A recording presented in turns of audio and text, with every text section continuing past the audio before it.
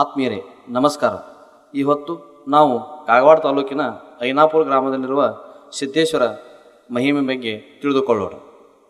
ಸಿದ್ಧರ ಆಶೀರ್ವಾದದಿಂದ ರಾಜಮರ್ಯಾದೆ ಮತ್ತು ಏಳೂರು ಗೌಡ್ಕಿ ಸಿಕ್ಕ ನೇಮಿಚಂದ್ರ ಮತ್ತು ಹಿರಾಚಂದರ ಶ್ರೀಮಂತಿಕೆ ದಿನ ದಿನಕ್ಕೆ ಹೆಚ್ಚಾಗತೊಡಗಿತು.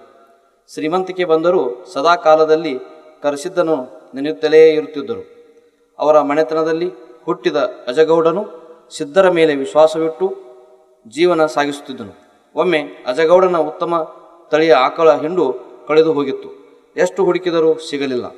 ಚಿಂತೆ ಮಾಡುತ್ತಿದ್ದರಿಂದ ಅಜಗೌಡರ ಸ್ವಪ್ನದಲ್ಲಿ ಕರೆಸಿದ್ದನು ಬಂದು ಹಸುಗಳಿದ್ದ ಸ್ಥಾನವನ್ನು ತಿಳಿಸಿದನು.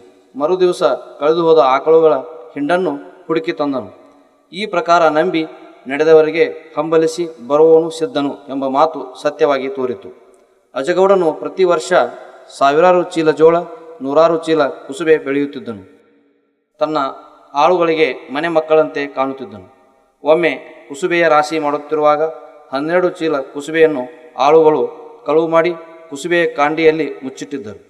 ಗೌಡನು ಮಧ್ಯಾಹ್ನ ಊಟ ಮಾಡಿ ವಿಶ್ರಾಂತಿ ಪಡೆಯುತ್ತಿದ್ದಾಗ ಕರೆಸಿದ್ದನು ಸ್ವಪ್ನದಲ್ಲಿ ಕುಸುಬೆ ಸುದ್ದಿ ತಿಳಿಸಿದನು.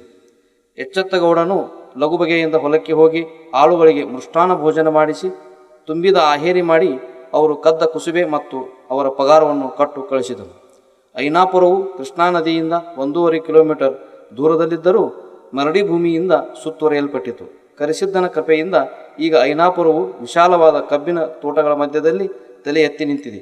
ಊರಿನ ಪಶ್ಚಿಮಕ್ಕೆ 103 ಕಣದ ಭವ್ಯವಾದ ಕಲ್ಲಿನ ಕರೆಸಿದ್ದನ ಗುಡಿಯು ನಾಸ್ತಿಕರನ್ನು ಸಹ ತಲೆಬಾಗಿಸುವಂತಾಗಿದೆ. ಇಲ್ಲಿಯ ಬಗೀಚದಲ್ಲಿ ಎಲ್ಲ ತರಹದ ಹೂವುಗಳು ಸಿಗುತ್ತವೆ. ಸಾವಿರಾರು ಆಲದ ಮರದ ಹೊಸ ಬನವು ಪ್ರೇಕ್ಷಕರ ಮನತನಿಸುತ್ತದೆ. ಗುಡಿಯ ಎಡಭಾಗದಲ್ಲಿ ಸುಂದರವಾದ ಕೆರೆ, ಗುಡಿಯ ಪಶ್ಚಿಮಕ್ಕೆ ಚಂದ್ರನ ಕೋರೆ ಆಕಾರದ ಕೃಷ್ಣಾ ನದಿ, ಇವೆಲ್ಲ ನೋಡಿದರೆ ಕೈಲಾಸವೇ ಇಲ್ಲಿ ಇಳಿದು ಬಂದಂತಿದೆ.